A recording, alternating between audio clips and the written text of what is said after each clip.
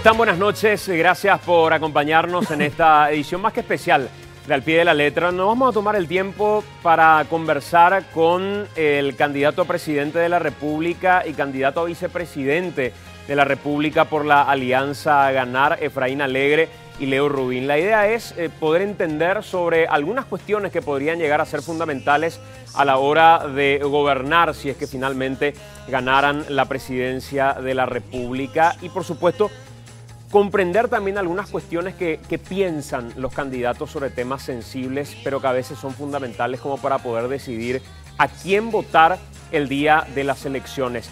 Efraín Alegre, ¿cómo te va, doctor? Bienvenido. Muy bien, muy buenas noches. Un saludo a toda la audiencia. Gracias por acompañarnos. Leo Rubín, ¿cómo estás? Bienvenido, Leo. Santi, querido, gracias por la invitación. Muy bien, muy bien.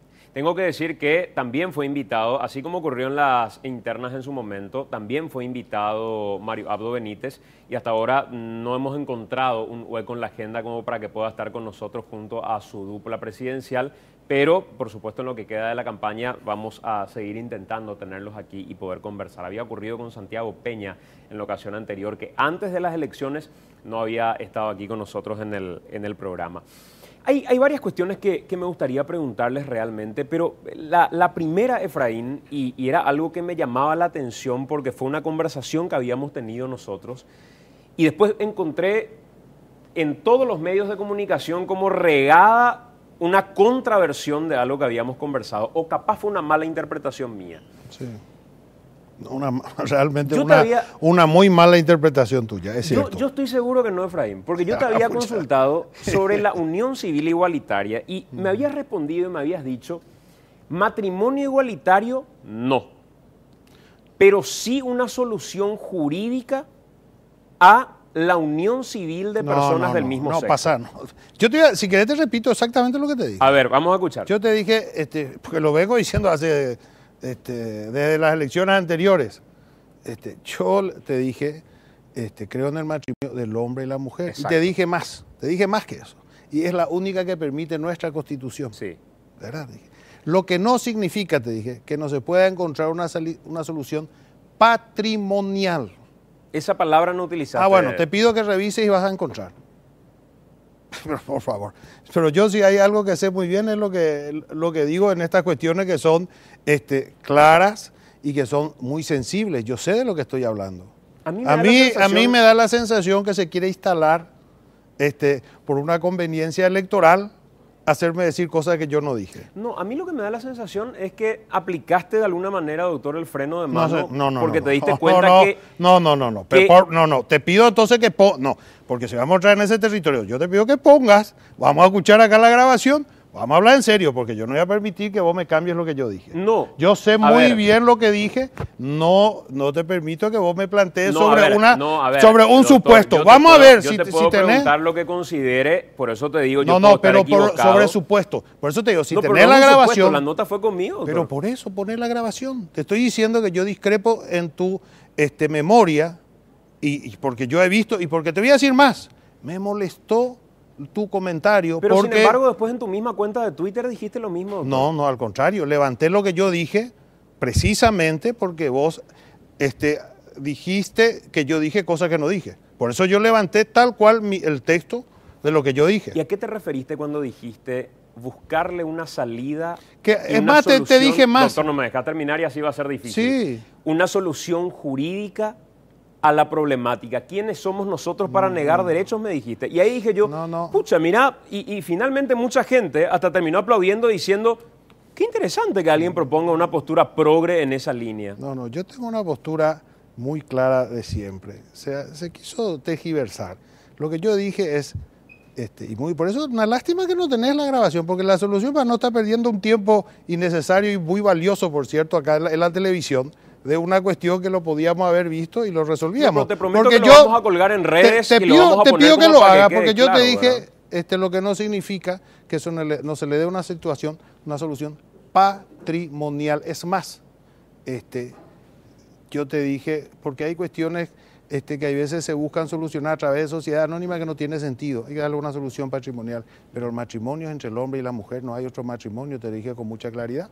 Yo no cambié nada de lo que te quiero decir a mí. O sea, podemos discrepar, podemos discutir. Lo que yo nomás no quiero...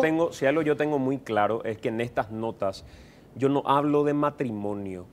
Pero yo sí te hablé de eso. Porque no es la figura que finalmente es la que se discute en términos jurídicos, es la unión civil igualitaria. Sí. Entonces ahí me dio la sensación como que en un momento hubo como que algún análisis en campaña diciendo no era muy apropiado decir esto para con el tipo de lector que finalmente tiene que ir a urnas. Bajo ningún sentido. Y te lo digo porque me molestó lo que vos hiciste. ¿Y por qué no me hiciste saber, doctor? Y puse yo en mi Twitter, puse exactamente, literal y textualmente mis declaraciones. A la que vos le agregaste tu interpretación, pero no sobre lo que yo hablaba. Me comprometo a poner la grabación en redes. Pero te invito a que lo hagas. No Mira, lo iba a hacer, yo te voy a decir la sensación que ahí sí ya era influir en campaña poniendo algo que a mí no me había... resultó desagradable. Y te digo más, te voy a decir por qué. Porque a mí no me van a...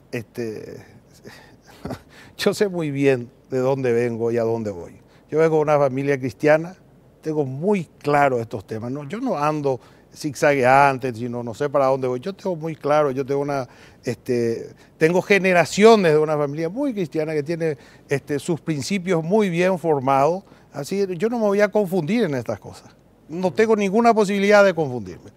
Yo vengo... Sin embargo, creo que pasó mucho tiempo como para que esta versión que hoy estás dando, porque, que digamos están todos los medios como Efraín Alegre de manera categórica se opone a... No es así. Nunca, salvo aquel tuit que vos hiciste, que luego algunos sectores interesados empezaron a utilizar. Yo nunca hice ningún escándalo, Santiago, porque yo te voy a decir una cosa, yo respeto a la gente. Yo no voy a venir a querer dar... no voy a cometer los errores que hacen otra cosa, querer dar cátedra a familia cuando no están en las mejores condiciones de hacerlo. Yo respeto y respeto mucho a la gente en sus decisiones y en sus opciones cristianas, religiosas o laicas. A todos yo respeto. Yo no voy a decir, ¿cómo te vas a separar? ¿Por qué no te vas a separar? Pero por favor, yo tengo mi visión de verdad de lo que es una vida cristiana. No, porque estamos hablando de la familia dentro de un concepto cristiano. Yo sé lo que es una familia cristiana. En realidad no estamos hablando de familia, en realidad estamos hablando yo hablo de eso. De un concepto de unión civil. Bueno, hablan ustedes. Yo hablo de familia, para mí la familia es muy clara, es clara y categórica, es entre un hombre y una mujer, pero además yo tengo un componente cristiano, yo tengo una formación cristiana, ¿verdad? ¿Vos crees, Leo, que este es un debate cristiano? Yo lo que creo que hay que hablar, a mí me parece, primero arranco por lo que vos decías, que Mario Abdo no quiso venir a tu programa de televisión y tampoco se fue al Canal 9. Y el hecho que el candidato a presidente de la Alianza esté aquí debatiendo, discutiendo acaloradamente contigo, me parece que es espectacular, ¿verdad? Es un signo luego de altura de una persona que está preparada para ser presidente de la República. Y a mí me parece que este es un tema que tiene que ver con que el diálogo es el que va a sacar, y es un tema tabú. Vamos a arrancar por ahí. Totalmente. Es un tema tabú. Es irónico, yo vengo diciendo esto porque la semana pasada se estrenó Las Herederas, que habla de una relación de dos mujeres que gana un premio en Berlín, y nosotros acá parece que no queremos ni siquiera tocar el tema, digamos, ¿verdad? Entonces Efraín tiene una posición clarísima, lo acaba de explicar, ¿verdad? Y yo creo que está muy bien que se tenga esa posición, y lo que sí pienso es que va a haber algún momento para debatir. Yo creo que en el mundo esto se ha debatido en distintos momentos, en todas partes, en Estados Unidos, en Europa, en Canadá, o sea, en Brasil, en Bolivia. O sea, realmente este es un tema que se va a tener que terminar hablando porque no se puede no hablar. No sé nomás si este es el momento, digo, porque creo que no hay un proyecto de ley, no se propuso en ningún lado. Es sencillamente una opinión. Con cualquier candidato en cualquier país del mundo. Estoy de acuerdo. O sea, uno escucha los debates en Chile, uno escucha los debates en Uruguay, uno escucha los debates donde sea. Nuestra Constitución es muy clara. Acá no cabe, salvo que vamos a ir por la vía acá de cártel, de atropellar la Constitución, dice el matrimonio entre el hombre y la mujer. Yo no sé, no me imagino cómo se puede plantear otra cosa. ¿Y vos no planteás una reforma constitucional como un eje de tu campaña? En dos temas muy claros. Yo siempre soy muy claro y muy categórico. Trato de que no haya confusión. Yo creo que vos te confundiste un poco. Pero estamos buscando la grabación y la vamos a poner al aire. Creo que es lo fundamental acá. Bueno. Nosotros planteamos dos cuestiones muy puntuales, que son materia de la justicia, reforma del Poder Judicial, y en materia electoral, la necesidad de terminar con las listas sábanas, abrir los partidos a la gente para poder tener una representación real en el Congreso como debe ser en una democracia, que el Congreso representa a la gente. Hoy tenemos una crisis de representación porque la gente no se siente representado por sus parlamentarios y eso es muy grave. Entonces nosotros planteamos claramente en esos dos aspectos, porque nosotros no creemos que se pueda revisar la Constitución libre y a ver qué pasa en una constituyente. Yo creo que debe ser producto de un entendimiento de todos los sectores y la sociedad, un debate previo, acotar qué es lo que se va a tocar en la Constitución y nosotros planteamos dos cosas. Pero sin embargo, cuando planteamos la reforma constitucional, a ella es imposible limitar a qué es lo que se vaya a variar de la Constitución. Sí. La reforma es una cuestión abierta que nos va a permitir... En teoría, lo que no obsta, y muy sencillo, lo que se hace, y se ha hecho en muchos lugares, ¿verdad? Se ponen de acuerdo los sectores políticos y la sociedad, cuáles son los temas que se quiere tocar en la constituyente, se lleva y se cumple lo acordado. No hay ninguna... En teoría, desde luego, una reforma constitucional habilita a tocar cualquier tema, lo que no obsta que se pueda llegar a un acuerdo previo, como se hizo en Argentina. Perfectamente se dijo, vamos a revisar la Constitución, en estos artículos puntualmente se hizo la reforma, se tocaron esos tiempos y se levantó la Constitución. O sea, ¿vos crees que sí existe una veta, digamos, para reformar la Constitución y no hablar de lo que es fundamental en la Constitución? O sea, no hablar de otros aspectos más que estos dos que estás mencionando. Pero ese debate es previo. ¿Cuáles son los temas que se quiere tocar en la Constitución? Nosotros creemos que son dos, ¿verdad? Y sobre eso, ¿verdad? Ahora podrán otros sectores plantear otra cosa, pero lo que yo creo que la reforma debe ir acotada sobre... Tenemos una gran Constitución.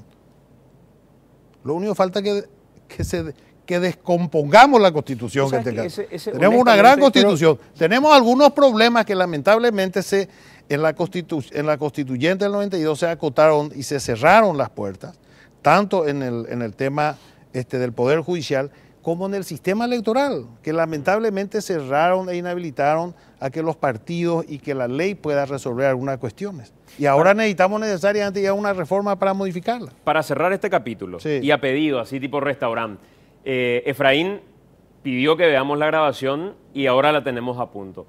¿Podemos escuchar lo que decía en AM respecto a la unión civil Efraín Alegre cuando le consultábamos?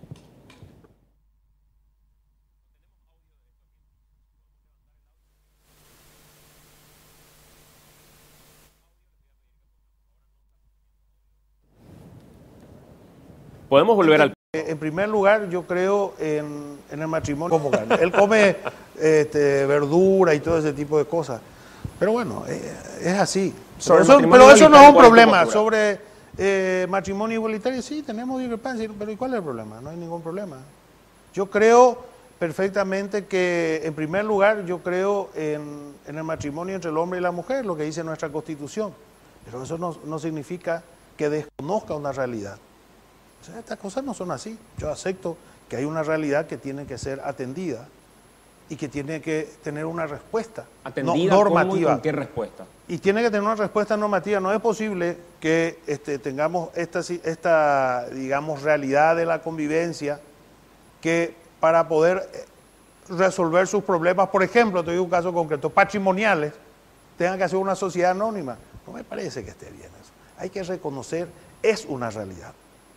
No es un matrimonio, no, pero es una realidad que requiere atender con una normativa que resuelva los problemas de esa convivencia. ¿Por qué no? ¿Sí estarías a favor de la unión civil igualitaria? No sé. Que finalmente es lo que resuelve el problema patrimonial, digamos. No un matrimonio, sino una unión civil. Hay varias fórmulas que se han desarrollado en ese sentido, sí, que resuelvan ese problema. Yo no tengo en ese sentido ninguna...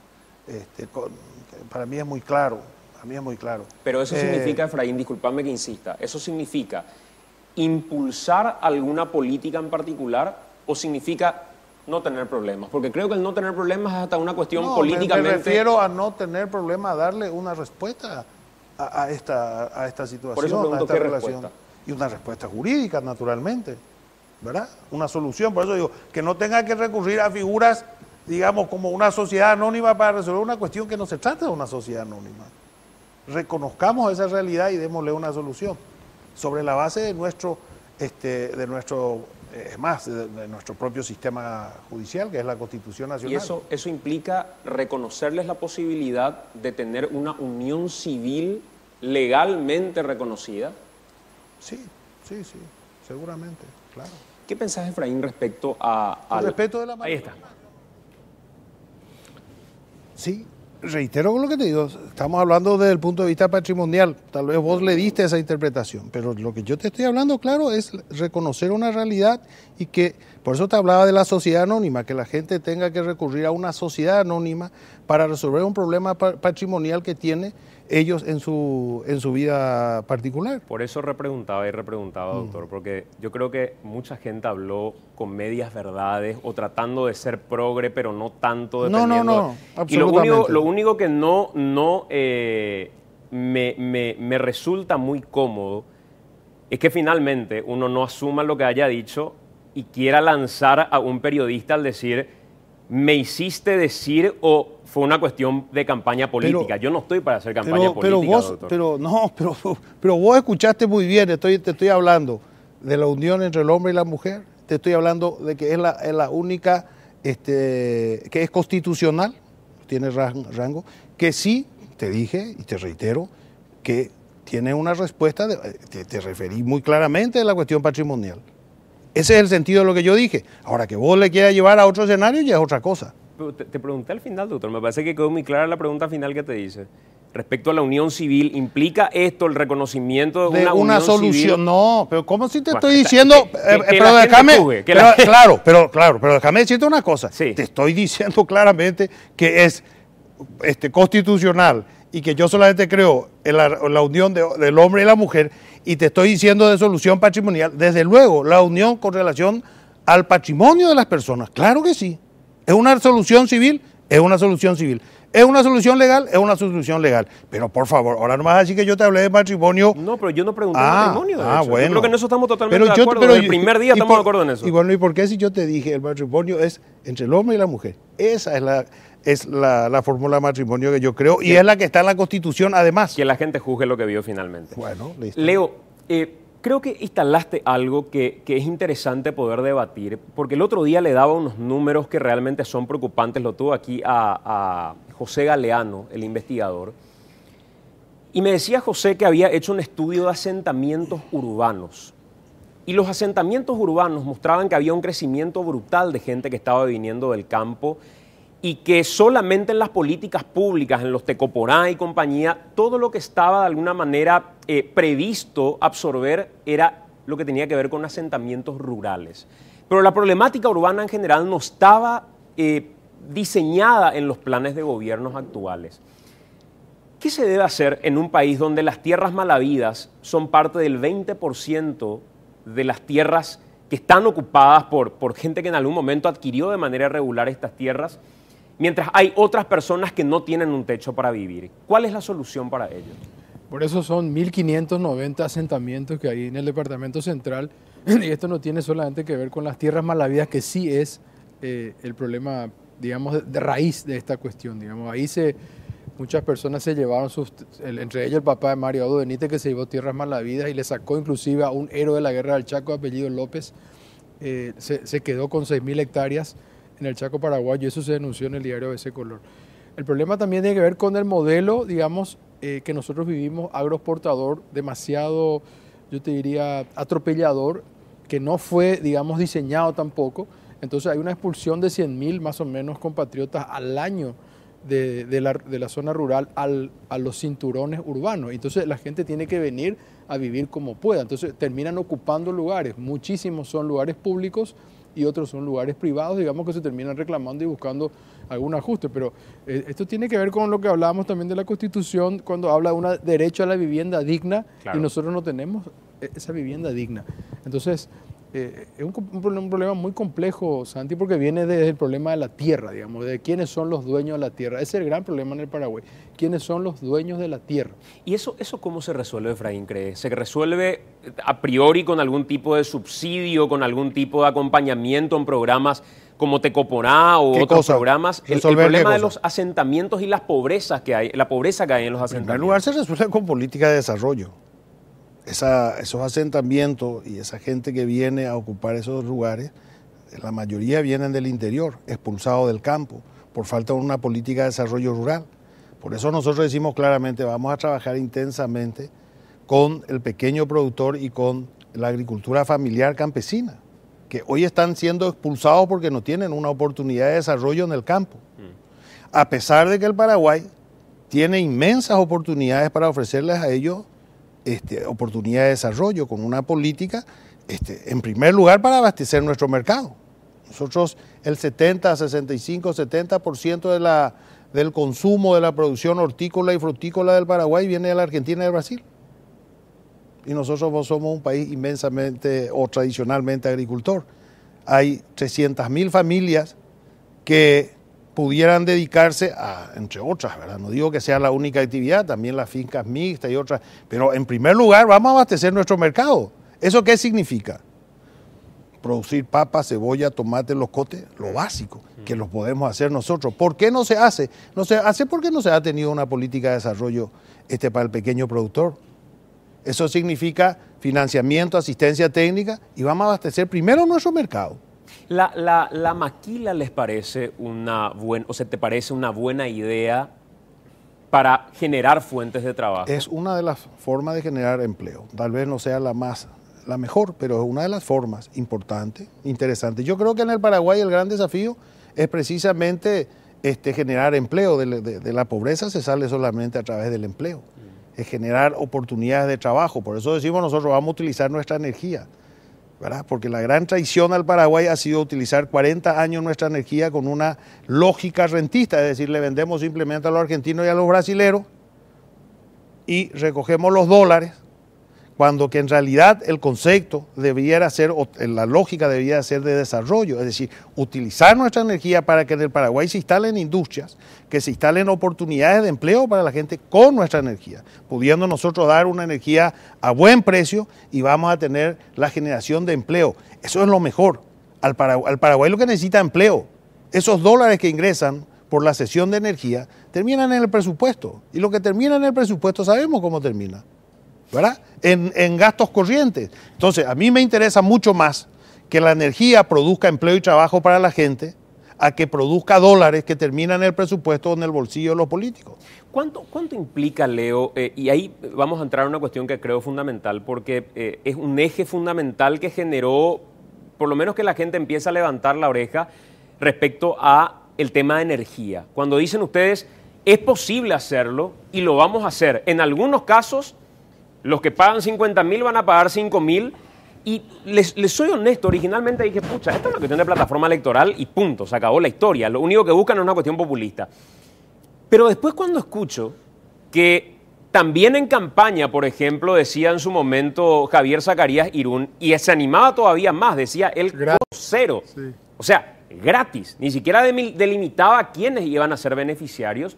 Decía, por lo visto hay algo que se puede llegar a hacer. Te escuché explicar, Efraín, y decir, ¿por qué no utilizar, por ejemplo, lo que hoy Itaipú está destinando a subsidios o está destinando a gastos sociales? A gastos sociales.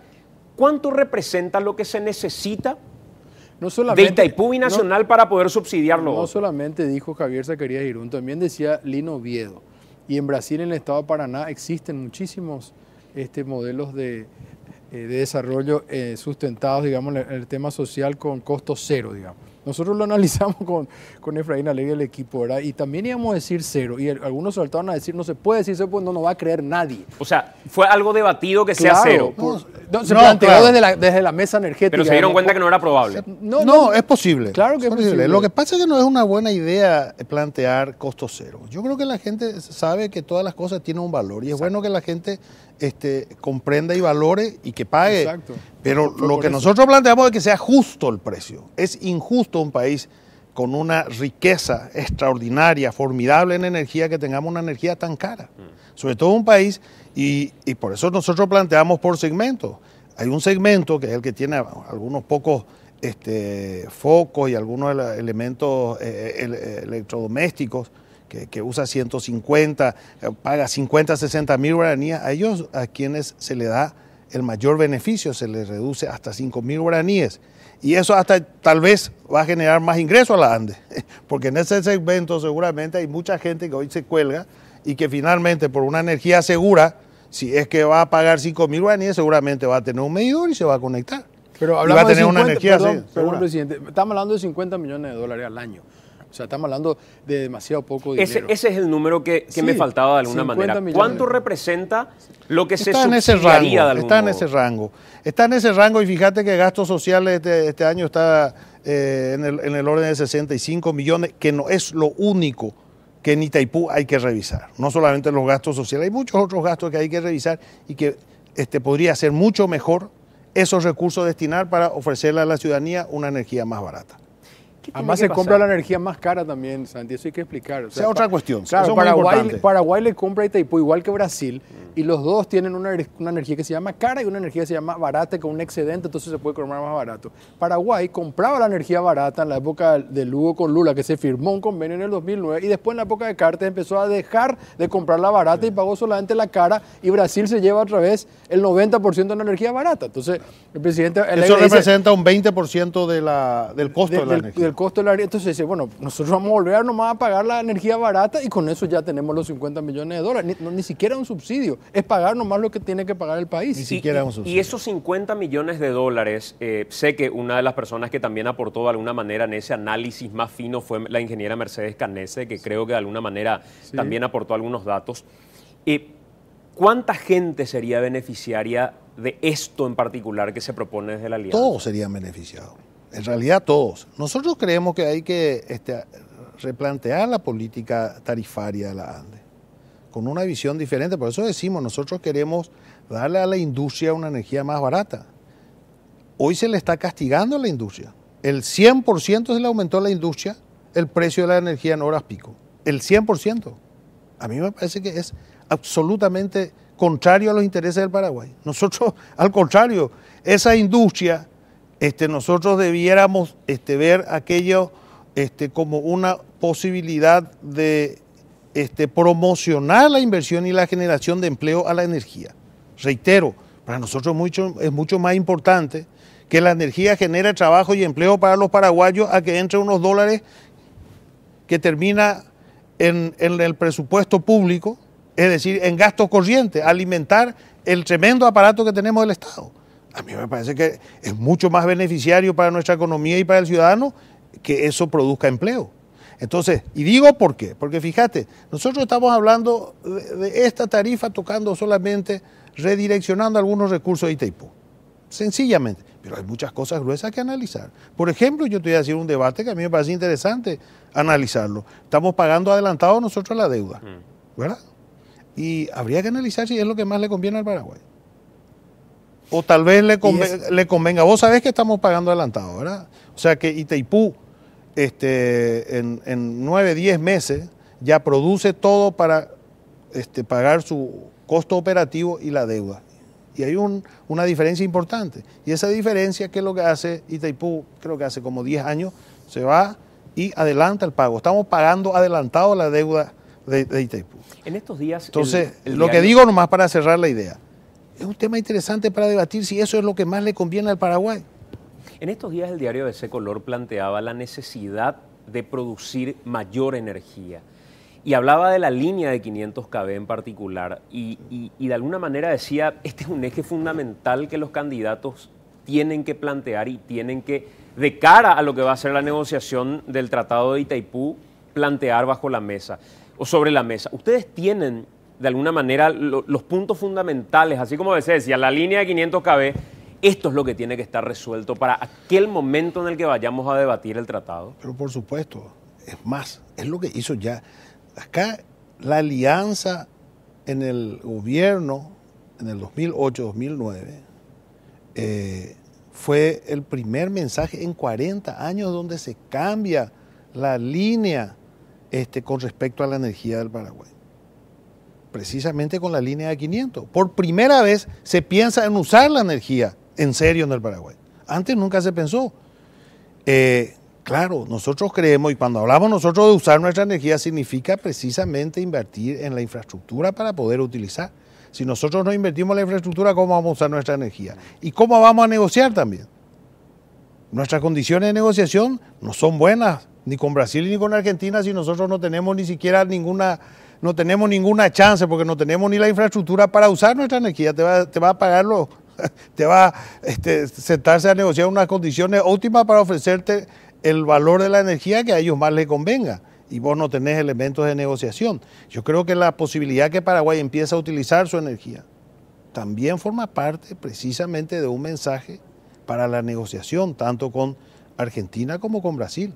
Leo, Permitime un dato que preguntaste. Esa franja de 5.000 guaraníes son 300.000 familias. Estamos hablando casi 1,5 millones de personas que se van a beneficiar. Es mucha gente. 1,5 millones de personas. Entre 25 y 30%. Sí, si calculás 300.000 familias, digamos, multiplicado por 5, por 4, como quieras, más 1 millón, para irnos para algo más bajo si quieres. Pero estamos hablando de un beneficio gigantesco, además de la parte de la industria, que es muy fácil. Vos creás un empleo nuevo en la industria o en el comercio, te presentan el IPS, si acá tengo tantas personas nuevas, estos son 3 millones de guaraníes, yo te descuento la tarifa, automáticamente. Pero vos demostrame que le estás pagando IPS, todos los beneficios sociales que tiene que tener un trabajador, y yo te descuento. O sea, el beneficio es para todos, como dice Efraín. Leo, hay un último estudio del Ministerio de Educación que dice que se necesita un total de 580 millones de dólares como para poder revertir el déficit en infraestructura que tenemos en Paraguay.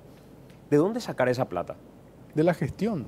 Hay un problema de gestión tremendo en nuestro país. O sea, nosotros tenemos problemas de gestión. ¿Pero cómo? ¿Más impuestos? ¿Cobrándole a los que no pagan? ¿Cómo hacerlo? Primero que hay que... la evasión fiscal es inmensa. Segundo, el costo de la corrupción, ¿verdad? Hay un cálculo que habla de 10% de nuestro presupuesto se va en corrupción. Los perros en la coima, vos sabés que todo el tiempo se está coimeando. Si vos calculás 10%, multiplicás por 12.000 millones de dólares acá, estamos hablando de 1.000 millones de dólares que se van en coima. Ahí vemos todas las mansiones de los muchachos, de los aduaneros, de muchos diputados, de muchas instituciones públicas. Y me voy a mostrar a tu pregunta del tema de la tierra, del INDER, que sigue repartiéndole a los popes. Todo el tiempo estamos viendo investigaciones que ustedes publican, que vos lo haces, que hacen los diarios. Este se llevó tantas miles de hectáreas, el otro. Todo eso, si vos multiplicás, estamos hablando de millones de dólares. Entonces aquí hay una cuestión de gestión de la persona que está al frente, ¿verdad? Y ya se demostró en el 2008 que se podía gestionar mejor este país. Y eso lo vamos a volver a demostrar nosotros. Entonces el dinero, claro, nos va a tocar hablar de un presupuesto, tal vez para el año que viene, cuando asumamos, vamos a estar en agosto y tal, ya basta este presupuesto. Pero con este presupuesto se puede hacer mucho de lo que hoy no se está haciendo. ¿Quién te parece, Efraín, que podría ser un canciller ejemplar de la alianza? Pero hay mucha gente que tiene las condiciones para ser canciller. En la alianza, ahí hay un equipo, nosotros nos definimos, tenemos un equipo muy importante, grande, está Lara Castro, está Carlos Mateo Valmelli, está Tito Zaguier. Tito Zaguier me había dicho que te gustaba para el Ministerio del Interior. Sí, puede ser canciller también. No tenemos definido, nosotros lo que sí armamos equipos de trabajo, armamos equipos, en esos equipos están trabajando estas personas, y bueno, lo vamos a ir definiendo en su momento. Tenemos que ver dónde van a ser más útiles, dónde va a trabajar. Ahí hay gente, como bien lo decía el caso de Tito. Tito puede ser un brillante ministro del Interior, como puede ser también un canciller. Vos sabés que te tengo que reconocer una cuestión. Creo que fue muy interesante y una jugada que electoralmente no había encontrado todavía hasta hoy, el que un candidato diga: estos son mis primeros 5 decretos. Y le soy absolutamente honesto, me pareció una buena jugada el decir: estos son mis primeros 5 decretos. Y dije, ¿por qué no podríamos tener también la certeza de que por lo menos los candidatos a 20 días o 30 días de las elecciones nos digan: estos son los 5 ministros para los 5 lugares fundamentales? Porque finalmente el saber en manos de quién va a estar la educación, el saber en manos de quién va a estar la salud, la finanza de un país, por tomar 3 ejes fundamentales, creo que es algo pero muy importante. Pero nosotros, fíjate, nosotros justamente decimos, en educación está tal vez el único donde así medio se habla de una manera muy contundente, el caso de Melquiades Alonso, que yo creo que es una de las personas realmente que tiene las mejores condiciones, y sobre todo porque necesitamos despartidizar la educación, terminar con la educación como una seccional colorada o un comité o cualquier cosa de eso. Yo creo que ese es un daño tremendo y que en eso no hemos avanzado, al contrario. Estamos viendo ahora lo mismo de siempre. Desde lo que era el electronismo, estamos viendo otra vez, utilizando a todo el aparato, todas las ¿cómo se llama?, supervisoras elegidas de acuerdo a su militancia política, no a lo que efectivamente requerimos. Entonces, Melquiades Alonso es un hombre que puede ofrecer precisamente una educación despartidizada, que es fundamental, igual que el Poder Judicial. Yo creo que esos dos, tanto el Poder Judicial como la educación, se debe despartidizar, alejar lo más que se pueda, blindar de los partidos políticos. En salud, yo te digo, tenemos, me parece que el mejor equipo. Ahí le tenés a Esperanza Martínez, le tenés al doctor Arbo, le tenés a Desiree Masi, le tenés a Edgar Jiménez, a Félix Ayala. O sea, tenés un equipo, uno de ellos. Además que la salud no es solamente el ministerio. Claro. Esto hay un sistema de salud donde se requería un equipo de gente que esté trabajando. Entonces, es cierto, nosotros no decimos fulano precisamente tiene que ser ministro, pero sí decimos que tenemos un equipo y decimos quiénes son los que integran ese equipo de trabajo. Así como tenemos un gran equipo, del equipo energético tenemos, no sé, 25 ingenieros, digamos, de un prestigio extraordinario que están trabajando en todos estos proyectos que estamos hablando, digamos, de potenciar la energía como un instrumento de desarrollo, así como también como un instrumento de bienestar social para la gente. Vamos a hacer la pausa. Sí, solamente decirte que esto de firmar los decretos, que es un acto muy valiente y además inédito, no pasa tampoco por las personas. Yo entiendo lo que vos estás planteando, Santi, pero de repente si decimos un solo nombre, se empieza a caer sobre la persona y nosotros estamos hablando de un proyecto y de un programa que queremos cumplir. Es muy, muy importante priorizar eso. Que la gente no, o si no estamos otra vez con una cuestión mesiánica de quién es el fulano, quién es el líder que va a solucionar todo en economía, en salud. Claro, pero si me decís que lo que buscas es despartidizar la educación y terminás poniendo a Enrique Riera como ministro, me parece que hay una incoherencia. Por eso ya hablamos de Melquiades Alonso, por ejemplo, o sea, ahí nadie discute, digamos. Entonces, creo que con eso ya es un adelanto muy importante que está haciendo el presidente, ¿verdad? Vamos a hacer la pausa. A la vuelta de la pausa, quiero preguntarles algo que hoy veía y estoy seguro hacían correr desde el sector oficialista. Un video que me llegaba como una especie de tutorial diciéndole a la gente por qué no hay que votar cruzado. ¿Por qué no hay que votar cruzado? ¿Por qué es peligroso que un presidente no tenga un Congreso afín?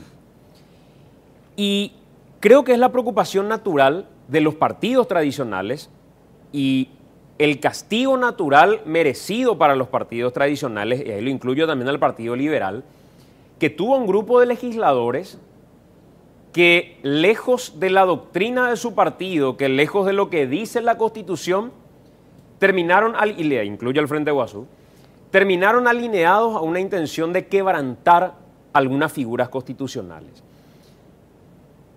Y muchos otros empezaron de alguna manera a surgir como candidaturas potables, al punto que hoy uno mira en la proyección lo que podría ser el Congreso y los partidos tradicionales. El Partido Colorado podría llegar a tener un 22%, decía Capli, 8 senadores podría llegar a meter el Partido Liberal. Vamos a hablar y ya suspira Efraín, puede mencionar lo de las encuestas. No, me causa gracia, no va. No, pero no. Vamos a hacer la pausa, Efraín. Dale. Hacemos la pausa, ya venimos.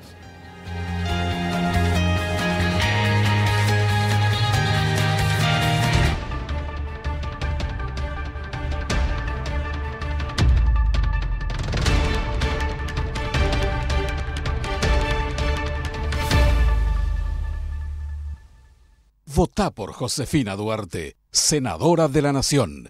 Votá de la letra. Efraín, ¿por qué te reías tanto cuando te preguntaba lo de las encuestas y lo de la proyección de cómo podría ser el Senado y demás? Sí, porque ya he visto muchas veces. Vos también, Santiago. No sé por qué vos no te reís, lo que quiero saber. Pero convengamos que Capli le pegó en la última ¿Quién ocasión. le va a pegar? ¿Cómo que no? Pero, ¿Le pegó? Favor, la historia de Capli es más triste y negra. Mira, vamos a ir a las municipales, que fue la última, ¿verdad? En las municipales, Capli dijo que ganó... fueron las internas. No. Bueno, internas, pero te digo, en elecciones generales estamos hablando. En elecciones generales, la última, Capli dijo que perdió Ferreiro. Eso es cierto. Y Ati, que ustedes las descalifican, que ni siquiera le entrevistan a la pobre, ella fue la única que acertó. Capli también dijo que vos le ganabas a Cartes. Capli le dijo ¿Recordás eso, verdad? A Luis I que perdía por 30, me estaba diciendo el intendente Luis y ahora que estuve con él, por más de 30% según Capli, inclusive la boca de urna, inclusive. A ti le dijo que ganaba así mismo, por cero no sé cuánto. Pero recordás que a ti también dijo que vos le ganabas a Cartes en las últimas elecciones. Sí, también, no discuto. Pero si te voy a contar la historia de Capli, viejo. Desde el 93. ¿Qué le dijo? ¿Te acuerdas lo que le dijo Guillermo? Porque Guillermo tiene esa salida que es espectacular. Guillermo le dijo, algo huele mal en Dinamarca. Tiene esos giros así muy... Algo huele mal en Dinamarca. Así le salió el aire así intelectual. Y después le dijo, Capri, tirá tu encuesta a los chanchos. ¿Cuántos senadores crees va a meter el Partido Liberal, Efraín? Muchos senadores. ¿Cuántos muchos senadores. muchos? Yo creo que vamos a meter más de lo que tenemos ahora. ¿Más de lo que Más de tienen lo ahora? que tenemos, sí. Y la memoria de la gente castigando a los Blas Llano, a los aliados de Cartes en su momento, Efraín. Y bueno, yo creo que por eso te hablaba de la necesidad de poder cambiar nuestro sistema electoral. Porque al integrarse, ¿verdad? Bueno, en una lista hay candidatos que no gozan la simpatía de unos y que gozan de otros y bueno, ya sabemos toda esa historia. Dentro de todo, la lista del Partido Liberal es una lista muy interesante, es la lista que tiene si uno toma del 1 al 10, ahí hay una renovación del 60-70%. O sea, si vamos a tomar en concepto de renovación, es el que tiene mayor renovación la lista de senadores del partido. Pero, repito, ahí también le tenemos a Blas Llano, Pero ahí también le tenemos cierto, a Zulma Gómez. Cierto, claro. Por eso te digo, hay candidatos que no gozan la simpatía de uno y otros y viceversa. Desde luego. Ese es el sistema que tiene nuestro país, que es el que tenemos que cambiar. Claro, pero con esas cartas, que son las cartas con las que se van a jugar las elecciones. Sí. Pero dentro de todo es una gran lista, por eso te digo. ¿Vos crees que el Partido Liberal va a meter más de 13 senadores? Yo creo que sí. Yo creo que sí. Totalmente. ¿Y por qué castigaría la gente a la lista de la ANR y no castigaría la del Partido Liberal? No te vayas a preguntar a mí. Lo que yo te digo para decirlo, lo que pasa es que vos sí, porque no le querés. No, pero preguntarle a la gente, ¿para qué me vas a preguntar a mí? No, pero te pregunto. Yo voy a saber lo que te voy a preguntar. Pero lo que pregunto es, Efraín, ¿por qué castigaría al Partido Colorado es que y no al Partido Liberal? La lista convengamos que la lista del Partido Colorado es una lista bastante complicada, para decirte así. Complicada. Estoy elegante hoy. Complicada, una lista muy gentleman. Un gentleman. Está muy complicado. Le tenés a Cartes. Está complicado, ¿verdad? Te voy a decir así nomás, ¿verdad? Le tenés a González Daer, Zacarías Irú, Galaverna, ayudamos, Víctor Bogado. Bueno, es una lista, es un espectáculo. Los primeros 10 es un espectáculo. Hasta ahí te puedo decir. O sea, que hay que elegir... Preguntarle a la gente, ¿para qué me preguntas a mí? Hay que elegir al menos peor, más o menos, con el planteamiento. La verdad que no tenemos grandes listas de senadores. Convengamos que sí hay listas muy cuestionadas. ¿Verdad? Convengamos que sí. Yo creo que sí. En general, estamos con una lista de los diversos sectores que tiene bastante cuestionamiento. Todos los sectores, es cierto. Pero bueno, hay otras también en el sector independiente. Hay de todo. Yo creo que hay pero desde luego, cuando hablamos de los partidos, en este caso del Partido Liberal, el Partido Colorado, que yo creo que dentro de eso el Partido Liberal ha tenido una gran renovación. Eso es lo valioso de la lista del Partido Liberal. Porque vos me preguntás por qué le votarían, y le votarían por eso. Dentro de todo un partido que se ha renovado. Una lista que se ha renovado mucho. Y el Partido Colorado, cuando la encuesta de Capli le da ese 22%, ¿vos decís que es posible que el Partido Colorado tenga ese número? Y mira, el Partido Colorado es mucho aparato, ¿verdad? Y tiene su franja de votos duros. Yo creo que 20% puede tener, ¿por qué no? Puede tener, pero eso, ¿cuántos senadores significa? 11, 12 senadores. Bueno, yo creo que puede tener eso, puede tener un poco más, porque es la estructura. A mí me parece, yo le pregunté a un especialista, ¿cómo se explica que todos los que no le querían a Cartes le apoyaron a Marito y le hicieron a ganar a Marito en contra de Cartes? Sin embargo, en el Senado, Cartes ganó la interna, ¿verdad? Entonces parecía una gran contradicción. Todo el mundo decía, ¿por qué extraño esto? Yo creo ¿verdad? que Cartes no ganó la interna de la ADN. ¿Cómo que no si es número 1 del Senado? No. Finalmente, la suma del Senado es la suma de lo que te aporta la estructura de el Víctor Bogado, la estructura de Derlis Yo Osorio. estoy hablando de cantidad de votos. Él ganó, fue el candidato a senador en el Partido Colorado con más cantidad de votos. No, yo no creo en eso. O sea, respeto, pues yo no No, creo en pero eso. espera, ¿cómo que no crees? Si esto es una cuestión matemática. No es una cuestión matemática, porque él no va solo. Él va con la suma de una lista que es cerrada y que finalmente los caudillos O sea, que ganó eligió, González Daer, según tu análisis. ganó parte de González Daer, ganó Derlis Osorio en parte, ganó en parte, como va a ocurrir en las generales. ¿Cuántos crees que va a meter el Partido Colorado, Leo? Yo creo que el Partido Colorado va a andar 14 o 15 y creo que la alianza a ganar y juntando todo va a hacer la diferencia. Nosotros vamos a tener como 30 senadores, vamos a tener una mayoría muy importante para la estabilidad del futuro gobierno, para que los proyectos puedan ser, todo lo que estamos hablando, de estos proyectos de salud gratuita, educación, de la baja de las tarifas, etcétera, todo lo que venimos hablando como idea de los asentamientos, la estructura, el MOPC, la agricultura familiar campesina, se necesita, digamos, de que el gobierno esté respaldado en el Senado y nosotros vamos a tener como 30 senadores y el Partido Colorado es muy difícil que baje de 15, realmente, lo que decía Efraín, y él tiene mucho más experiencia que yo sé de las encuestas, la boca de urna que trabajé el 90 en la radio con este tema y pesa muchísimo, o sea, en el día de eso es fundamental y el Partido Colorado cubre el 100% y vos faltás medio minuto y ya te ponen un suplente. Ellos tienen una estructura gigantesca, poderosa, fuerte. Esa es una crítica, Leo, que te hacían muchos. ¿De qué? La crítica de hoy tenerlo satanizado a Capli, cuando Capli era tu partner de elecciones durante toda la cobertura que uno seguía de Ñandutí históricamente. Trabajó conmigo, pero siempre fue puesto por ABC y yo no tengo la culpa que él se haya vendido a Mario Abdo ni que él sea dueño de casinos y tenga porcentaje de 2 casinos, uno en Ciudad del Este, uno en Encarnación. Yo no tengo la culpa que Grau sea un moroso con una quiebra técnica que le deba al Estado paraguayo más de 1.100 millones de guaraníes. ¿Yo qué culpa tengo? Eso son cuestiones reales que ocurren. Yo no puedo negar que me encuentro con Capri en la cancha porque los dos somos del Club Guaraní y hasta ahí llegamos, digamos. Pero a mí una cosa y otra cosa. O sea, la realidad es que el tipo trabajó con el Estado, es dueño de unos casinos y el otro está en quiebra técnica y le debe 1.100 millones de guaraníes. Claro, lo que voy es que esto no decías cuando era tu encuestador en radio.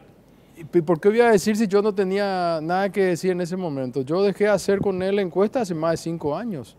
O sea, realmente. Y la última sabe mi familia. O sea, yo ya le cuestioné, en esa que hablaba Efraín del 2015, yo ya no quise más trabajar con Capli. Y se lo dije a él, en su cara. O sea, realmente, a mí no me da confianza su trabajo. Y te digo de verdad. O sea, él empezó siendo una persona que quería crecer y creció demasiado hasta que se convirtió en un empresario, digamos. Hoy él es un empresario. Y él utiliza esto para solamente para hacer trajes a medida. Para hacer traje a medida. Por eso nosotros trabajamos con encuestadoras propias. Nosotros tenemos tracking pool diario. Nosotros sabemos cuánto nos va cada día. Nosotros sabemos cuánto estamos. ¿Y hoy cómo estamos? Muy bien. ¿Cómo es muy bien? Estamos muy bien. No es una cuestión de número. Es una cuestión. Nosotros, esto se mide en números. Pero nosotros necesitamos el número y nosotros necesitamos el insumo. Por eso estamos haciendo estas propuestas y por eso hicimos los decretos. Nosotros no hacemos una encuesta para ver el número solamente. Nosotros queremos saber qué es lo que la gente piensa y qué necesita y dónde están sus problemas. Y también preguntamos por la lista de presidente y del Senado. Yo te puedo decir que los reportes diarios que tenemos son de crecimiento día a día. ¿En qué departamentos, Efraín, sacan lo que ustedes consideran la mayor diferencia? ¿Según Capli o según nosotros? Según estos números que ustedes tienen y que lo tienen según Capli perdemos todita la gobernación. Eso no tenemos ninguna gobernación. Según Capli no gana el Partido Liberal ni Central. Espectacular. Sí, estamos, bueno. No, yo creo que nosotros... yo creo que nosotros vamos a ganar por una diferencia del orden del 10% más o menos. A nivel de gobernación vamos a ganar en Central, vamos a ganar Cordillera, aunque Capli diga que creo que era 55-20, no sé qué.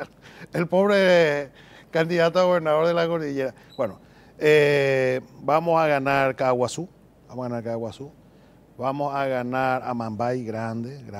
Vamos a ganar Concepción. Creo que vamos a ganar también San Pedro.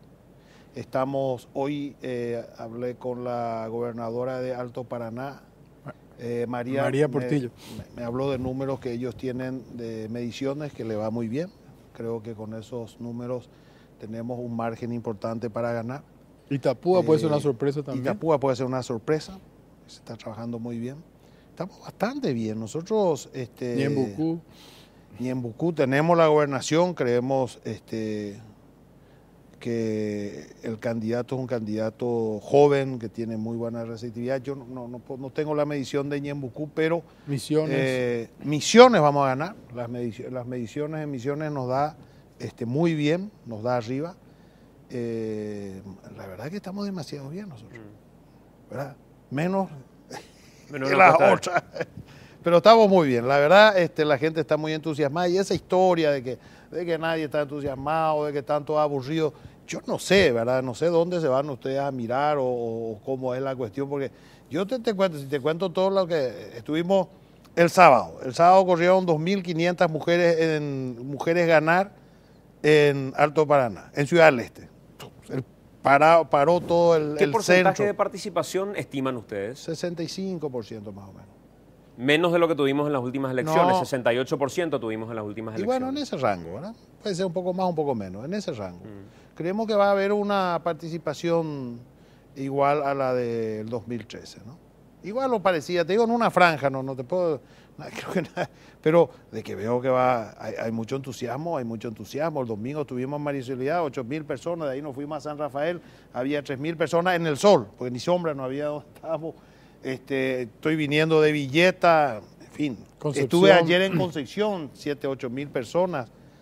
Entonces, no es esa historia de que la gente no está entusiasmada. Y en los lugares chicos también, Efraín, porque estamos recorriendo, por ejemplo, pequeños asentamientos donde hay a lo mejor una reunión chiquita, 200 personas, y vos ves la desesperación que tiene la gente porque no tiene un remedio en los hospitales, porque no tiene la vivienda resuelta, porque paga alta la tarifa de la luz. Realmente, Santi, la gente, digamos, que no está en el día a día capaz de las noticias o de las redes sociales o tal, pero que todos los días trabaja, que todos los días se preocupa, realmente siente la necesidad de un cambio.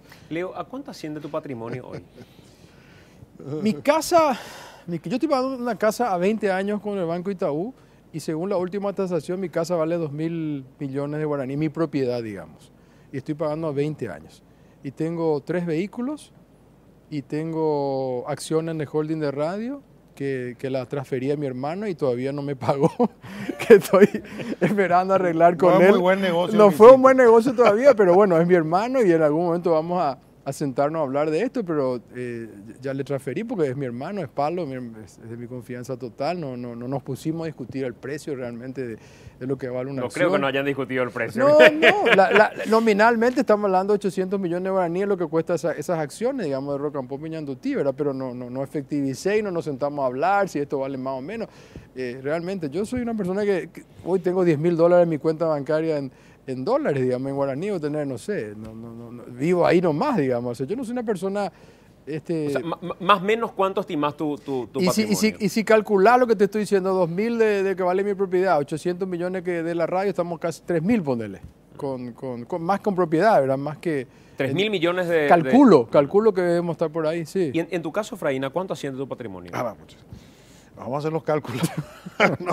No hay demasiadas cosas que contar. Y bueno, tenemos una casa que debe estar a un valor...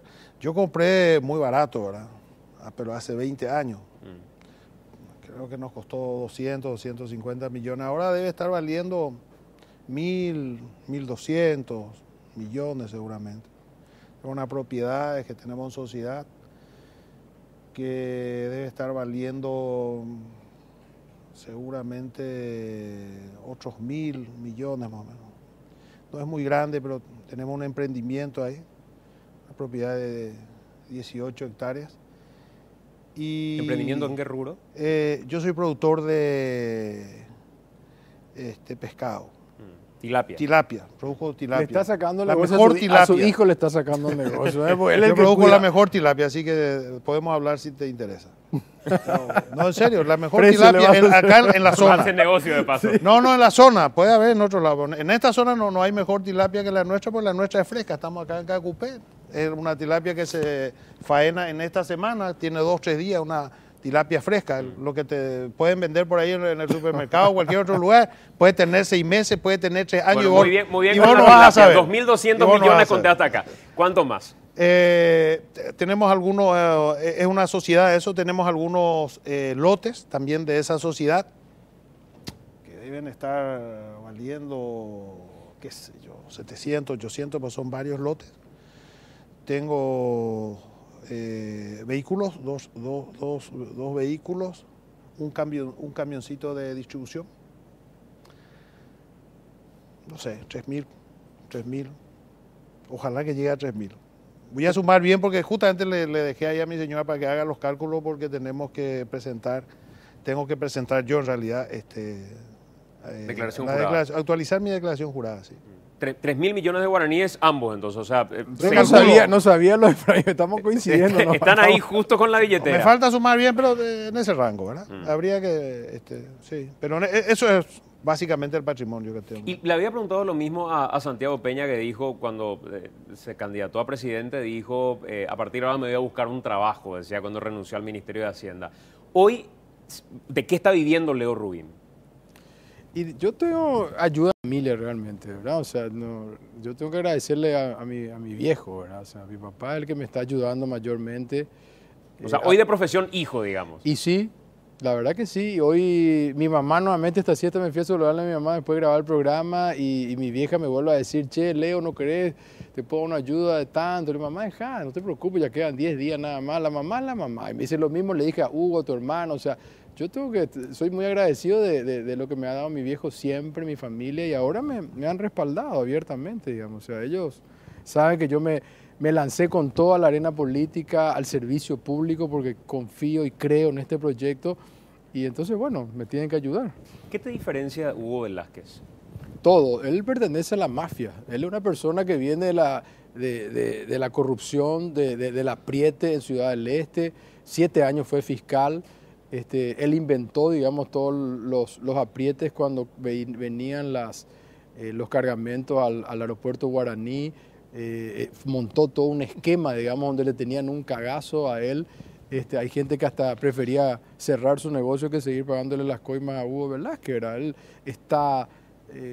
ha salido fotografías con algunos nexos con el Hezbollah, se cree que lava dinero en la triple frontera. Estamos hablando de un tipo pesado, digamos. O sea, Dios nos guarde que este país termine en manos de la vicepresidencia de este señor, digamos. Es un peligro realmente para el país. Y eso es lo que yo reclamo. Yo le decía a Estelita Rufinelli y también a Carlos, ¿por qué los periodistas... Ruiz Díaz, perdón, de Rufinelli, mi gran amiga, esposa de Dionisio Ora, ¿no? Le decía, Ligó de arriba. Ligó de arriba. Le decía, ¿por qué la prensa no investiga más este tema, Santi? El patrimonio, lo que va a acabar de preguntar, ¿cuánta plata tiene Mario Abdo Benítez y dónde sacó? Él te dijo a vos en noviembre que tenía 4.000 millones de guaraníes. Sí. Ahora le dijo hace unos días a La Lupa que tenía 20.000 o 25.000 millones. Erró en $1 millón. En $1 millón. O sea, él no tiene ni idea de la plata que tiene. Ni hablamos de las tierras malavidas que se hacen en Ñembote, que tiene a nombre de la Armani, que hay otras tierras que nosotros estamos queriendo tener los papeles para poder decirlo esto con propiedad, digamos. Pero estamos hablando, en mi caso yo reclamo mucho a la prensa por qué no investiga quiénes son los candidatos en la chapa presidencial que van a dirigir este país. ¿De dónde sacó la plata Leo Rubín? ¿Qué hizo para tener 3.000 millones? ¿Qué hizo el señor Efraín Alegre? ¿Qué hizo Mario Abdo Benítez? Heredó toda la fortuna de las tierras malavidas de este país con su papá, que se robó un montón de tierra en la época de Stroessner. Velázquez, ¿dónde sacó la plata? Te estoy diciendo, de los aprietes de la mafia en Ciudad del Este. Esos son los candidatos de la chapa de la lista 1, lastimosamente para este Partido Colorado, que es grande y que es centenario, que terminó en las manos de Cartes y ahora de este grupo de Abdo y de Velázquez. ¿Qué te diferencia de Mario Abdo Benítez? Yo creo que son cosas que lo tienen que decir otra gente. A mí no me parece que lo mismo que te decía con relación a los senadores, no me parece bien que yo te diga. Yo creo que es honesto el decir esto me diferencia respecto a otro candidato. Yo creo que ustedes lo pueden ver. Mi vida es absolutamente transparente. Ustedes pueden conocer de dónde vengo, a dónde voy. Que ha sido. Pero ¿por qué votarle a Efraín y no a Mario Abdo? O sea, ¿cuál es la diferencia? Él me dice. Bueno, eso sí te puedo decir sin ningún problema. Leo finalmente me dice, pues, uno es mafioso, yo no soy mafioso. Sí, no, está bien. Perfecto. Yo te puedo decir, desde luego, que uno representa el proyecto del continuismo, que Abdo Benítez Cartes es el continuismo de este modelo. A mí no me van a decir que ese es el cambio. Nosotros representamos el cambio con Leo. Este es un proyecto que busca precisamente cambiar el Paraguay. Este modelo, el modelo de la mafia, la corrupción, de la mafia sobre todo. Tenemos que cambiar el modelo de la mafia. Y eso significa institucionalidad, de que todos podamos vivir tranquilos, saber que estamos sometidos a la ley y a la Constitución y a nadie más. ¿Verdad? Que nadie nos pueda chantajear ni amenazar porque maneja estructura. Ese es el gran cambio que necesita el Paraguay. Me dijo un señor, que no voy a decir su nombre, que por haberme apoyado en el 2013, la persecución que sufrió, la cosa que tiene la vida, ¿no? La persecución que sufrió, me dijo, yo lo único que espero que ahora en el 2018, sea quien gane, que eso no signifique persecución para nadie. Tuvo que vender empresas por el pecado de haberme acompañado y de haberse... se le vio que nos acompañaba. Ese tipo, eso es la mafia. El Paraguay no se merece eso. Nos merecemos vivir en paz, ¿verdad? Y la construcción de una sociedad previsible, seria, institucional, se construye por el camino de la ley y la Constitución. Nadie puede estar por encima de la ley y la Constitución, Santiago. ¿Y sabes qué más? Sí. No solamente que nadie no puede estar, ¿verdad? Porque después viene la prepotencia, como ya vemos y como ya sabemos lo que pasa y lo que ha pasado en el Paraguay. Es importante también que todos, ustedes, periodistas, los políticos, todos, miremos de frente y cuando se trata de violar la Constitución, no miremos de costado. En cualquiera de los casos. En cualquiera de los casos. No puede ser que un día se puede violar la Constitución porque ese me conviene. No, esta barbaridad del blindaje, eso no puede ser. Esto debiera ser un escándalo. ¿Cómo van a modificar la Constitución a través de una ley? Y encima, para poner un blindaje a todos los inversores, o sea, no es lo, ¿cómo le dice esta señora periodista? Dice, no es la ley del blindaje, sino del bandidaje. No puede ser, no puede ser. Entonces estamos viendo hoy, mañana se trata, dice que el pedido de el vicepresidente en el Congreso. Cartes, candidato a senador, sabemos que no puede ser. Nicanor. Entonces, ese es el gran salto que tiene que dar el Paraguay, hacia la institucionalidad, hacia el respeto. Pero siempre, no cuando no conviene. Yo me lamento ver gente que decía que tenía una posición institucional de defensa de la Constitución, de estar en contra de lo violado de la Constitución, y ahora resulta que estamos a los abrazos y transando pactos de impunidad y acuerdos para violar la Constitución. Pero los abrazos se dan en ambos sectores, Efraín. Mira, los abrazos se dan en el sector de la alianza y los abrazos se dan en el sector colorado. Te voy a decir una cosa, Santiago, y no es la primera vez que lo voy a decir, ya lo dije antes. Acá lo cuestionable no es el abrazo. El abrazo a mí me dijo, por el abrazo de Mario con Cartes, qué bárbaro. No es lo grave. ¿Sabes qué es lo grave? Que Mario se someta a la agenda de Cartes. O sea, se abrazó para hacer lo que Cartes quiso y quiere hacer. Hubiera sido muy distinto si se daba el abrazo y luego Mario le decía a Cartes, señor presidente, retire esa terna de fiscales, porque es una vergüenza para la opinión pública, para la gente, para los paraguayos. No nos merecemos.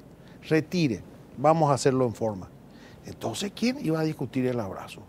¿Por qué? Porque él es el que conduce la línea política, él es el líder, no Cartes, no es Cartes el líder. Entonces, acá cabeza, eso es lo grave. ¿Qué te viene a la cabeza cuando hay muchos del sector colorado que dicen, no, cuestionamos esto, y nos dicen, no, esto va a pasar como pasó en Ecuador, Lenín Moreno, no se olviden, en algún momento terminó dándole la espalda a Correa, terminaron separados? ¿Vos crees que Mario Abdo podría ser el mismo final y el mismo desenlace en Paraguay respecto a Cartes? Te voy a contestar con otra pregunta. Ustedes son buenos para hacer preguntas. ¿Vos le creías a Peña cuando decía que él iba a ser presidente, pero después él iba a ser el que gobernaba? Yo no le creía. Ah, bueno. Pero a ver. Si esa pues es la historia, Chamigo. Hay una diferencia entre Peña y Mario Abdo. El liderazgo no se elige en los momentos. El que tiene carácter, que tiene firmeza y tiene liderazgo, lo tiene siempre. No es que, ahora estoy bajo la mesa hasta que pase el temporal. Después de que pase el temporal voy a ser yo el que gobierno, yo marco la línea. No. El liderazgo se ejerce en el temporal. Ahí tiene que salir y decir, señores, esta es la línea. Pero hay una diferencia entre Abdo y Peña. No Abdo, sé. Abdo fue, a mí no Abdo me interesa fue, esa discusión. Abdo Entonces vos fue, me no puedo preguntás. plantear la discusión. Abdo fue más de 3 años opositor, disidente al gobierno de Horacio Cartes. Es peor el caso de Mario. Es ¿Por peor. qué? ¿Y por qué peor? Porque Mario le dijo a la gente, este modelo es lo que tenemos que cambiar. Este señor es una desgracia, no puede ser. Esta fiscalía no puede ser. Le vendió el pescado podrido. Y al final, no era que la fiscalía violentaba la Constitución, de que fue una orden que le dio Cartes al Consejo, que fue una barbaridad, que fue un atropello a nuestra institucionalidad. Y después... Vamos a hacer la pausa. 22,16, 28 grados de temperatura. En breve estamos de vuelta aquí al pie de la letra.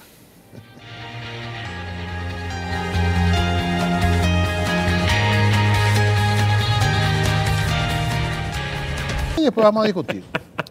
Bueno, en este tramo final algunas cuestiones que veía inclusive que dentro de lo que planteábamos son interesantes. Me respondía Efraín 2 cuestiones que son fundamentales para vos reformar de la Constitución y nada más. Y yo últimamente como que después de ver todos los acontecimientos que se dieron, honestamente le tengo miedo a una reforma constitucional. Porque las mayorías coyunturales que se van presentando y muchas de esas mayorías a fuerza de plata podrían hacer de una reforma constitucional un desmadre. Sí. Y yo no sé si a esta altura es conveniente reformar la Constitución. ¿Se replantearon en algún momento decir, corremos peligro realmente o hay que reformarla indefectiblemente? Por eso, perdón, solamente quería apuntar esto, por eso decía Efraín más temprano que hay que acordar cuáles son los temas. Y eso tiene que existir por lo que vos estás diciendo, porque puede haber un retroceso en algunos temas muy importantes, fundamentales, que están en nuestra Constitución, que en su momento fueron realmente de primera categoría, ¿verdad? Entonces no podemos retroceder, tenemos que ver cuáles son los temas, no es para hacer cualquier cosa con la Constitución y terminar en un mamarracho. Yo siempre te digo, mi posición histórica siempre fue en contra de tocar la Constitución, porque es muy buena nuestra Constitución, muy buena. Hoy tenemos 2 temas que no tienen solución sin reforma, que es el Poder Judicial, que es un tema central. El Paraguay, el salto del Paraguay depende de un Poder Judicial independiente. Mira, todos los decimos y hablan, mira, en estos días con Leo, mira, nos reunimos con muchos y con los mejores economistas seguramente que tenemos acá en el Paraguay, sobre cuáles son las medidas que tenemos que tomar para generar esto que decíamos. Nosotros lo que necesitamos es generar empleo, subir nuestro crecimiento económico de 4, que estamos ahí 3,5, 4,5, a 6, por lo menos un 2 puntos. ¿Y qué se requiere para eso? Y se requiere en primer lugar, o sea, se requieren varias cosas. Una de las cosas principales es la inversión. Y me dijeron, me dijo Dionisio Borda y me dijeron otra gente de mucho prestigio, las mismas cosas. Me dijeron, ¿sabes qué? Nadie va a venir al Paraguay, nos dijeron los embajadores de la Unión Europea, nadie va a venir al Paraguay a invertir al Paraguay si no hay seguridad jurídica. Nadie va a venir. Parece una cosa medio etérea. No, es real, es concreta. Y te digo más, me dijeron, fíjate, este gobierno es uno de los que más promocionó el Paraguay a nivel internacional. Promocionó, no vino nadie, pero promocionó, ese mérito no le vamos a sacar. No vino nadie. ¿Por qué no vino? Y vinieron alguna gente. Entonces, yo creo que para ser más preciso, nadie se quedó. Y no se queda porque no hay seguridad jurídica. Entonces, cuando un presidente atropella, todo esto que estamos viendo, ahí a veces parecen tonterías, pero no nos damos cuenta del daño que le hacemos a nuestra institucionalidad. Este tema del blindaje, esto es gravísimo, es gravísimo. Entonces tenemos que hacer la reforma, tenemos que tener una justicia, o si no estamos engañándole a la gente, no vamos a poder cambiar mucho. Por eso decimos, tenemos que hacerlo. Y la misma cosa, a mí me preocupa, discutimos mucho con el equipo de la Alianza, con Leo, creo que el tema de la representación en la democracia es muy importante. Entonces, no puede ser que tengamos un Congreso que la gente no se sienta representado. Eso significa que hay una crisis política, hay una crisis de legitimidad. Y cuando hay crisis de legitimidad, en un país puede pasar cualquier cosa. Y sobre todo en un país como el nuestro, donde nuestra democracia es muy frágil, nuestra institucionalidad. Entonces, por eso decimos esos dos temas. Y nada más. Y nada más. Y por eso decimos, se tiene que acordar. Se tiene que acordar. Efraín, ¿qué pensás del encarcelamiento de Lula? Mira, yo no tengo mucha autoridad para hablar. Lo que te diría, pasó 3 instancias judiciales. Sería muy grave que la motivación sea de orden electoral. Yo espero que no sea así. Ahora, y mirando, ¿crees que tiene una motivación electoral? yo la verdad no te podría dar una opinión muy profunda porque no ingresé a conocer el expediente para decir se inventó. Ahora, son 3 instancias. Es llamativo, cuanto menos. Ahora, en contrapartida, ¿qué es lo que te dice? Sí, lo que pasa es que es simpático. Le meten en la cárcel al tipo que mide mejor, al que va a ganar las elecciones. Y no es precisamente Capri el que dice. Dicen encuestadora seria. Entonces genera un poco de... Pero yo creo que quiero ser serio. No quiero dar una opinión. Me parece que es un tema que habría que revisar muy bien porque, reitero, sería grave que sea por razones electorales. ¿Y qué pensás vos, Leo, del encarcelamiento de Lula? Yo no soy jurista, pero sí le pregunté a muchos juristas y leí mucho y creo que hay un ensañamiento con el presidente Lula. Creo que es una cuestión electoral para frenar su posibilidad de ser presidente. Leí un artículo del New York Times de esta semana con relación a este tema y decía que en Estados Unidos esto no hubiera pasado nunca, digamos. O sea, en los Estados Unidos, decía el periodista que cubría la nota, esto no puede pasar. Yo creo que hay un ensañamiento. Me parece que esto se está llevando a un plano, por qué casualidad que en la época electoral y cuando el señor está midiendo más, ¿verdad? Entonces, me parece a mí que yo no puedo hablar mucho de la cuestión jurídica de derecho, pero sí le pregunté a muchos juristas, me interesa mucho ese tema de Lula porque yo admiro su trabajo realmente, todo lo que él hizo en Brasil para mí es espectacular. Estuve con Fernando Haddad, que fue su ministro de Educación, estuve en San Pablo el año pasado, cómo ellos llevaron de 3 millones de alumnos a 9 millones en las universidades, cómo metieron a los afrodescendientes, a los negros. Yo le digo negro porque me encanta decir así, yo sé que hay muchos negros en Brasil que se dicen yo soy negro. Entonces yo admiro muchas cosas del hambre cero, el trabajo que hizo con cuánta gente pobre salió de la línea de extrema pobreza y entró en pobreza. ¿Sí crees que hay una cuestión electoral de fondo? Yo creo que hay una cuestión electoral. Y me preocupa, no lo digo, yo lo leí, te digo, un periodista del New York Times, y bueno, muchos hablan y yo creo en ese medio como un medio fuerte y que tiene una opinión de alguien que está en el Brasil, digamos. ¿Y del régimen de Nicolás Maduro? Y yo creo que Venezuela está en una crisis brutal, tiene un problema de superinflación, tiene problemas de abastecimiento, tiene problemas institucionales, tiene problemas con la libertad de expresión. Creo que Venezuela tiene muchos problemas y la única solución es el diálogo. Y empezó un diálogo con la oposición que se dio en 2 oportunidades en el mes de enero, creo que fue en Costa Rica, si no me equivoco, donde hay un intento, digamos, de que se dialogue. ¿Y ese problema es a raíz del modelo de Maduro o no? Y yo creo que tiene que ver tal vez con los liderazgos, ¿verdad? O sea, Chávez era un líder natural, mucho más fuerte y a lo mejor Maduro no tiene ese mismo liderazgo que tiene Chávez, pero no creo que se deba a eso. Yo creo que tiene que ver también con una cuestión económica. El precio del petróleo bajó muchísimo. Venezuela es un país que no se industrializó, prácticamente importa todo, porque tienen un petróleo tan barato que pueden subsidiar muchísimo. Allá la nafta no cuesta nada, el transporte, todo está muy subsidiado y creo que eso ya es histórico, no es de la época ni siquiera de Chávez. O sea, Venezuela históricamente un país que a mí me han contado que vos te vas y no hay humo en el sentido que no hay industrias, no se ve, todo se importa, ¿verdad? Entonces me parece que el tema del petróleo es una cosa que desestabilizó muchísimo a Venezuela en los últimos años. Creo que un país que está en crisis que a mí me preocupa porque está dentro de América Latina y nosotros tenemos que resolver nuestras cuestiones como bloque grande. Más allá del Mercosur, nosotros tenemos que virar al resto del mundo y Paraguay siempre mira su ombligo, nomás estamos encerrados acá y no salimos de Argentina a Brasil. Tenemos que ver mucho más allá. ¿Dónde te sitúas ideológicamente? Yo te diría que en una especie de socialdemocracia. Me gustan mucho algunas cuestiones relacionadas a la socialdemocracia de Alemania, me gusta mucho el Pepe Mujica, me gusta mucho la Bachelet, me siento más cómodo por ese lado. Yo tengo puedo surfear por usar un término, no, yo vengo del mundo privado, yo trabajé con empresas en el mundo comercial y eso no me ha impedido estar en marchas campesinas, ni decir que, ni con la gente en Curuguatú cuando estuve allá, igual que vos, digamos, me refiero al lado periodístico, ¿verdad? Entonces, puedo transitar esas dos áreas y la gente me conoce a mí mucho. Y en tu caso, Efraín, ¿dónde te sitúas ideológicamente? Yo me sitúo en el centro izquierda, ¿verdad? Yo creo que Paraguay necesita un gobierno con mucha sensibilidad social. Yo estoy en esa línea. Centro izquierda. Sí.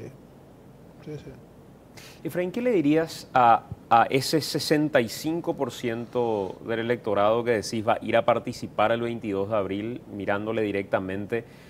¿Y qué le dirías a ese 35% que no participa, que no vota, que no se moviliza y que por ahí algún mensaje le puede hacer rever y decir voy a ir el día de las elecciones?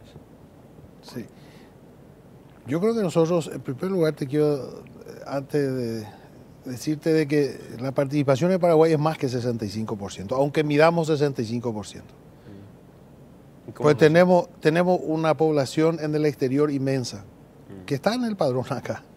Es decir, los que están acá en Paraguay que votan son muchísimos. No es como se dice, de que en el Paraguay hay poca participación, hay mucha participación. Ese 65 o 68 del 2013, si uno hace un análisis en relación al padrón de los paraguayos que están viviendo en Paraguay, eso no es 70%, es 80, encima de 80.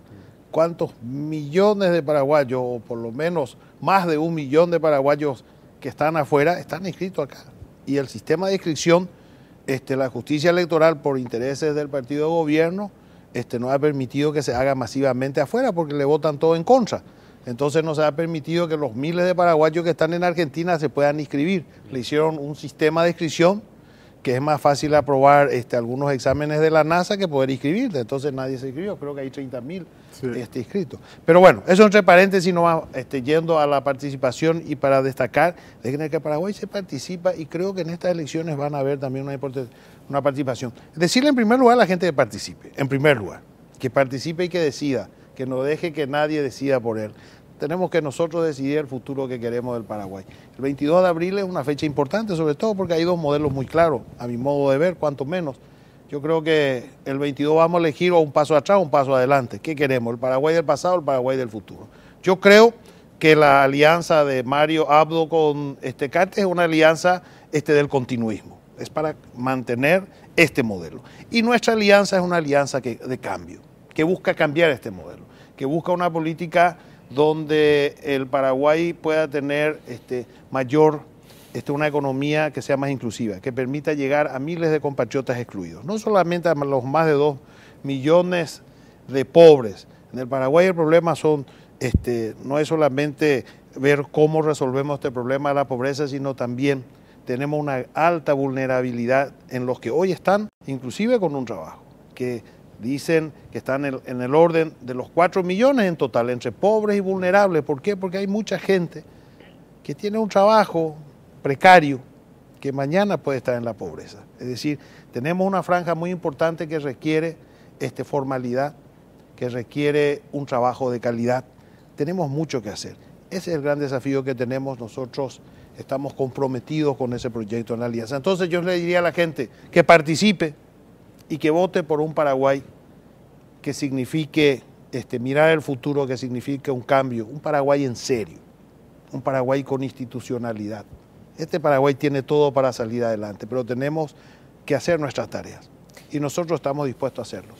Leo, ¿qué le dirías a la gente en un par de palabras? Que nosotros vamos a tener un gobierno de 50% mujeres, 50% hombres, que vamos a recuperar la salud gratuita y que van a haber remedios en los hospitales y que no se va a morir nuestra gente por falta de atención médica, que vamos a cobrar arancel cero a los universitarios, que a los jóvenes le vamos a dar la oportunidad de trabajo, que vamos a bajar la tarifa de la ANDE, que vamos a frenar la deforestación, que vamos a hacer una reforma judicial para sacar a los corruptos de la justicia y la corrupción se va a terminar y que nosotros estamos en un proyecto que vamos a gobernar para todos los paraguayos y paraguayas y no solamente para gente de un color, porque nosotros creemos que el Partido Colorado se tiene que integrar a este proyecto y que esta es la única oportunidad que hay para un cambio, que si la gente no se va a votar, después va a tener más de lo mismo.